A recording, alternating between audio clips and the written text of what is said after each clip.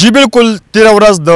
د پی ټی آی چیئرمین عمران خان په هدایت باندې په ټول ملک کې د هفتې په ورځ باندې د پرامن احتجاج اعلان کړو په دغه سلسله کې نن په ټول ملک کې احتجاجي مظاهرې کیږي په دغه لړ کې به دلته چارسدین خو دغه احتجاجي مظاهرې دپاره وفد ځي دلته به دغه ریلي به ځي د دغې مشري سابقه منسټر او اوسنی ایم پی فضل شکور خان کوي د هغې په حجره کې موږ موجود یو او موږ سره تاسو لیدلی شئ دا موږ سره موجود دی سر تاسو ډېره مننه که یو خوا پرون پی ټی آی ډېر د نیشنل میډیا چې کوم د انټرنیشنل میډیا هغوی سره د پارم 45 مخودو بل خوا د پی ټی آی چې کوم وفد دی هغه د پاکستان ټول چې کوم سیاسي جماعتونه دي هغوی سره جوړ ټول کړي د عمران خان په هدایت باندې نو پی ټی آی بل خوا دا فیصله هم کړې ده چې یاره موږ په پنجاب کې او په پاک کې به د مضبوط اپوزیشن لیډر کردار ادا کوو نو سر نن تاسو چې کوم احتجاج کوئ د دې مقاصد او ستاسو نن ایجنډا څه ده ځکه چې تاسو یو خوا د اپوزیشن اعلان کړی دی نو بیا بل خوا د عام انتخابات چې وشو په هغې باندې د دنیا پیسې د عوامو ولګېدي که تاسو یو خوا بیا ری الیکشن مطالبه کوئ نو دا به یقینا د ملک دپاره ډېر زیات نقصان وي ستاسو نن د دې احتجاج ایجنډا څه ده د دې واضح میسج عوام ته څه ځي دغه انتظامیې ته څه میسج ځي او دغه حکومت ته تاسو څه میسج ورکول غواړئ جی بسم الله الرحمن الرحیم اول خو تاسو چې کوم تپوس وکړو چې دغه ایجنډا څه ده ایجنډا خو جي ډېر واضحه ده چې کوم د الیکشن کې کومه بېایماني شوې ده کوم منډیټ چې د عوامو دغه شوی د هغې خلاف موږ یو خپل پروټیسټ په لاچ کوو موږ دا نه وایو چې یاره بس موږ لی راکې موږ پروټیسټ لاچ کوو او بل دا چې موږ به لیګل ایکشن اخلو موږ به کورټس ته ځو که زما منډیټ پټیږي زه یو ووټ ورکوم د قوم په حیثیت یو پاکستانی او هغه چې دی هلته نه کاونټ کیږي او هغه بل چاته کاونټ کیږي زما د خواهش خلاف کاونټ کیږي نو زه خو د هغې حق لرم چې یار زه د هغې خلاف قانوني چارهجوي وکړم او بل دا حق هم لرم چې زه د دغې کاروی چې کومه شوې ده چې کوم تاسو وګورئ نو اوس موږ ته څه اطلاع ده چې کمشنر راورپنډي چې دی هغه اعتراف وکړو چې ما دغه شانتې حرکتونه کړي دي او هغې کې هغه استعفا هم ورکړه لا فاینل نه خبره خو اوس په یو ګنټه نیمه کې به دا خبره هم واضحه شي نو دا خو ډېر ښکاره شیزونه اشاره یو سړی چې د شپې یو شانتې رزلټ و سهار بل شانتې رزلټ و نو کم از کم موږ د احتجاج یو حق لرو او هغه به موږ کوو او دویمه زموږ فیس چې دی هغه قانوني چارهجوي ده انشاءالله تعالی د دې لپس دویم سټپ هغه دی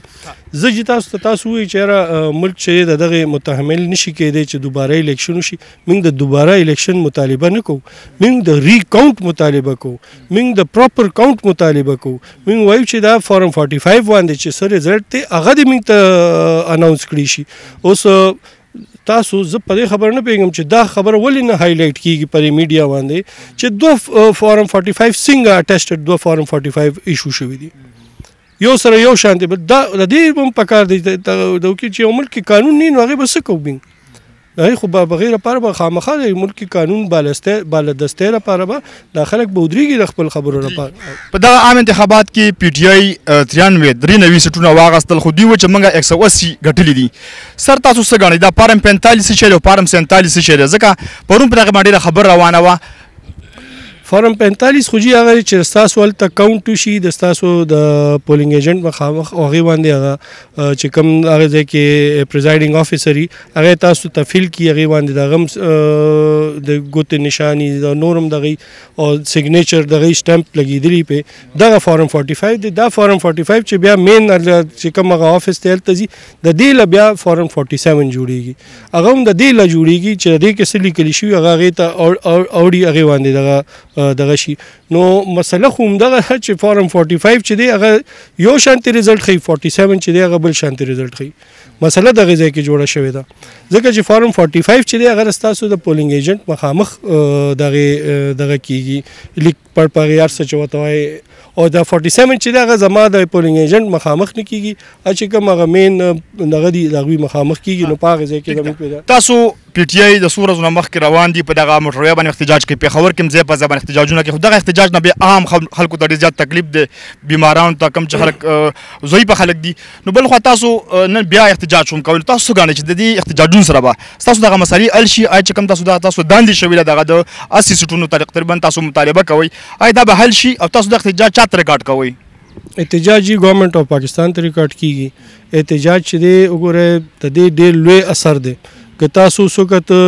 یورپین یونین چې دی هغې هم په دې باندې سټینډ واخیسته، هغې هم په دې باندې خپل بیان ورکړ. انټرنیشنل میډیا چې دا هغه هم په دې باندې زموږ د دې احتجاجونو د وجې زموږ دا چې کوم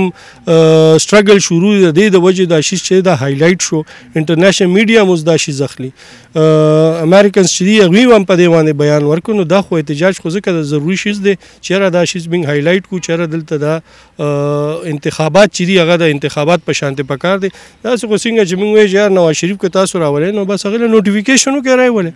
دا خو خبره تاسو انتخابات کوي نو دې له ډرامه مو جوړوئ، دې له سم طریقې سره چې کوم رزلټ دی هغه دې له عوامو که کوم سیټونه هغوی ګټلي سل ځله ورکړي، زموږ پیس ته هغه نشته. نو که څنګه تاسو چې وزیر اعظم به نواز شریف راشي، که چېرته نواز شریف وزیر اعظم شو، که دلته تاسو ګورئ په پښتونخوا کې د پی ټي آی حکومت راغلی، خو پی ټي آی تقریبا 1000 ارب روپۍ مخکې نه قرضدار ده. نو څنګه به دا نواز شریف به دا وکړي ستاسو نه بغیر؟ که تاسو منځ کې به یو بل به بیا خلاف استعمالېږي، ځکه دا به هم یو ریاست چې یو هم ریاست چې یو بل خلاف به بیا احتجاجونه شروع شي، نو عوام ته به او معیشت ته به ډېر نقصان میلاو نه شي، او چې کوم منځني ترهګر دي دهشتګرد هغوی ته به پوره موقع میلاو شي دغه ملک ته نقصان ورکولو لپاره. زه تاسو ته خبره کوم دا ډېر نیګیټیو سوچ دی زما چې کوم پر میډیا باندې پریویل کېږي چې یاره دا پاکستان یو حصه ده خیبر پښتونخوا، که هلته هر څوک وزیر اعظم یا به زما چې کوم حقوق دي هغه به موږ له راکوي. دا داسې نه شي کېدی چې دا دلته بیا دغه هلته بیا حکومت دا پاکستان حصه ده، د دې ځای موږ ریونیو ورکوو. پاکستان که دا تیر شوي له 20 کاله پاکستان بقا کې چې کوم د خیبر پښتونخوا خلکو د دې عوامو د دې پولیسو چې کومه قرباني ورکړې ده دا د پاکستان د یو حصې خلکو هم نه ورکړې، ځکه چې کوم شهادتونه کوم جنگ چې هغه په زمین په خوا روان دی او د ټرایبل بیلټ له شروع شو چې اوس کوم مرج ایریا دي او داسې زمین د علاقې چې وي د پښتنو د علاقې په دې کې د دهشتګردۍ هم دغه او دی هغه دهشتګردۍ هغه لهر چې هغه هم دې ځای کې سټاپ کړو. که دا د دې ځای د پولیس هغوی هینډز اپ شو، که د دې ځای عوام هینډز اپ شو، نن به دا پوره ملک کې دغه شانتې خور لکه چې یو اور به لګېدلی. خو الحمدلله زموږ د پښتنو چې کومه قرباني ورکړې ده، خو زه دا به وایم چې د هغې باوجود چې موږ ته هغه شانتې نه کتلی شوی او موږ دا ان شاء الله تعالی چې کوم ښکاري موږ ته کوم دغه د پی ټي آی په دغه کې دا دی منشور کې دا چې یاره موږ به خیبر پښتونخوا له د هغوی هغه پوره حق ورکوو، که هغه زموږ په بجلی په مد کې دی یا نور څه دغه معدنیاتو په دغه کې دی، نو ان شاء الله تعالی موږ به ټول حق وړو. زموږ ټول یو ملک دی، پاکستان زموږ ملک دی، زموږ د مرګ ژوند چې د پاکستان دپاره دی. موږ دا نه غواړو چې یاره موږ له دې هر څه راکړي او نور مو ته په ډاګه کښېني، خو نه د پاکستان دپاره موږ ټولو په شریکه باندې دغه کوو. زما اخرنی یو میسج به چې ټول پولیټیکل فورسز ته دی چې دا وخت دی چې دا ټول پولیټیکل فورسز را یوځای شي او دا اسټابلیشمنټ او دا نور خلک چې دا په همیشه لپاره پاکستان پالیټکس له موږ بار کولی شو.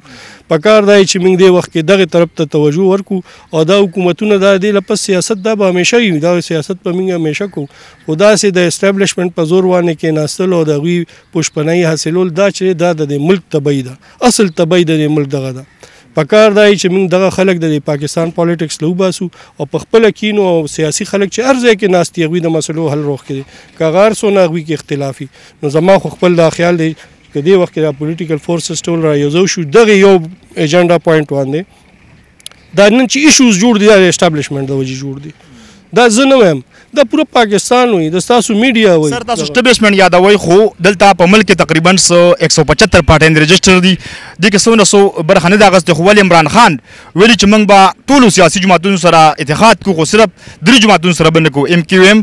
نون لیگ او چې کوم دغه 3 پارټیان چې کوم دي پیپلز پارټي، دوی سره اتحاد نشي کولی. سر تاسو څه ګڼئ؟ پرون په جماعت اسلامي احتجاج کړی دی، ټولو جماعتونو کړی دی، جی ډي ایم کړی، جی ډي چې کوم دغه رهنما دی هغه ویلي چې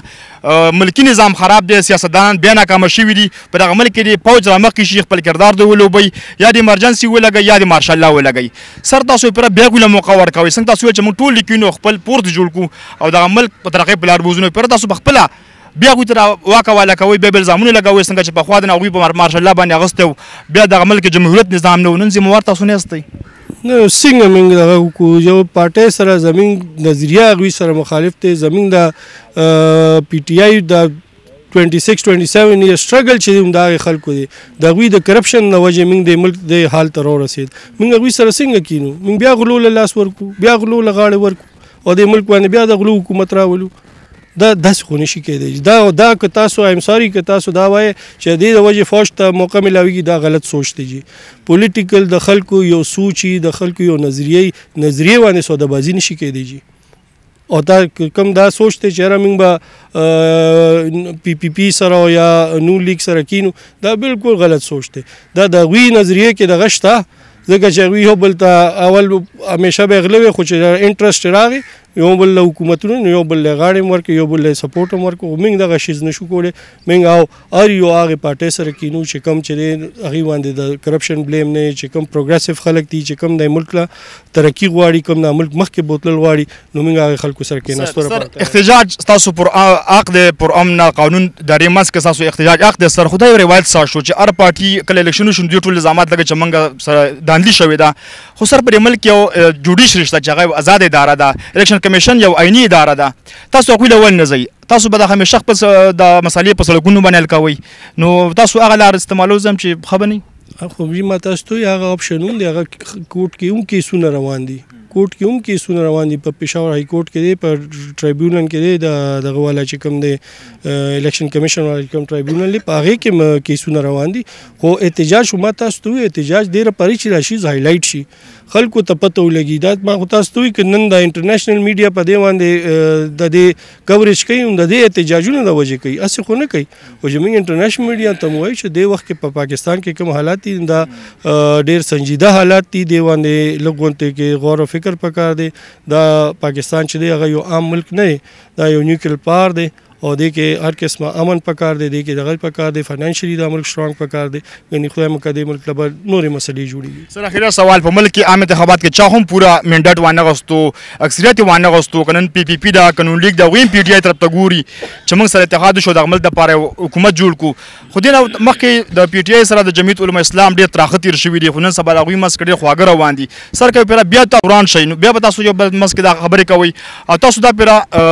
چې کوم نون لیگ دی او پیپلز پارټي د هغوی له ټاپ ټیم ورکوئ، نو تاسو هغوی له ټاپ ټیم ورکوئ، ماهرین وشي، کم عام انتخابات وشي، دا د عوامو ترجماني وشي، عوام غواړي چې موږ حکومت راشي او دوی په شریکه باندې کار وشي. تاسو ولې بیا په خپله نظریه باندې سمجوته نه کوئ چې موږ دپاره یو حکومت جوړ کړئ؟ زه چې تاسو ته هم دا غلط ستاسو ته وایم بریفینګ دی چې هر څه دی. موږ تاسو ته وایي چې موږ 180 190 سیټونه ګټلي. موږ وایي زموږ دغه الیکشن د منډیټ چې دی دغه تاسو ښکاره کړئ. دا تاسو ما خو تاسو ته وایي لږ غونډه کې تاسو هم کنفرم کړئ چې کمشنر راولپنډي استعفا ورکړې که نه ورکړې، ولې ورکړې ده. په کراچۍ کې چې کوم ګټلې شوې د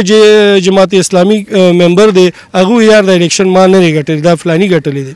ګټلې شوې، نو دا دې له زیات ثابته به سي چې پر الیکشن کې غلا شوې ده. نو دغې باندې لږ زما خواست دا دی چې یاره زموږ دا میډیا چې دا یو پازیټیو کردار ادا کړي، دا شیزونه د انویسټیګیټ کړي او د قوم ته مخامخ کړي. نو دغه زموږ چې دا د قوم سره ښېګړه دغه ده،